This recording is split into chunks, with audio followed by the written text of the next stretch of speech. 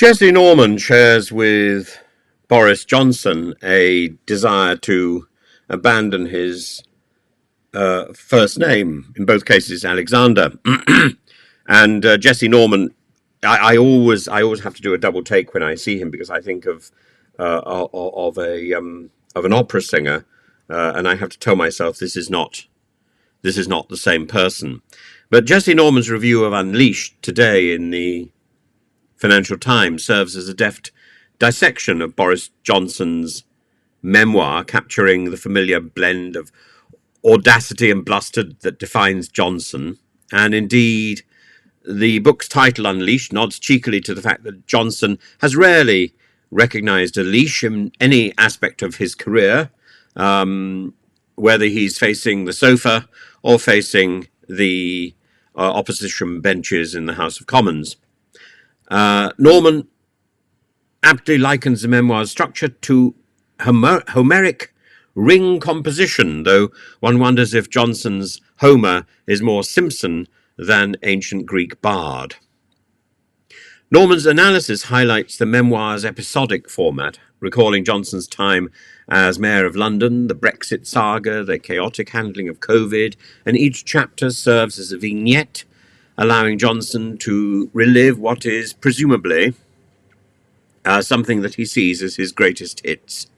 And again, we're not talking about the sofa, with some delightfully absurd moments, like the description of the G7 leaders as a scene from Mallory Towers.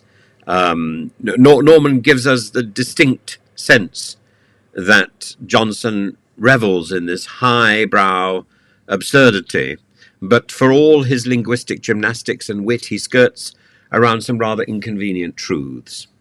What Norman's review emphasizes is the disparity between Johnson's self-presentation as a hero, framed by his mother's artistic sentiment that every picture needs a hero, and the political reality he often left in shambles. Johnson shines a brief light on his accomplishments, such as his role in the COVID vaccine rollout, but we also see a telling omission of his failures. And the book refrains from addressing his fibbing, cronyism, and a cavalier disregard for policy detail, all of which marred his time in office. Norman suggests an alternative reality where Johnson's premiership could have been marked by pragmatism and a focus on unifying the country. Imagine a Boris who, post-2019, retired his Brexit warriors, invested in green infrastructure over HS2, and genuinely worked to heal the UK's divisions. But Johnson's essential nature, what Norman describes as a refusal to recognise limits, proved incompatible with the demands of responsible governance. And it doesn't matter how many radio stations Johnson now goes round and tries to push forward the propaganda that Britain benefited by the Brexit that he produced. That's how we got the COVID vaccine, because the evidence is already there that the COVID vaccine was available through European mechanisms that allowed us to develop our own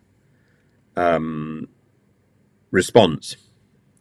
And the review closes with a wry observation: while Johnson's central mission, levelling up, remains noble, his lack of consistency and his dedication undermined it.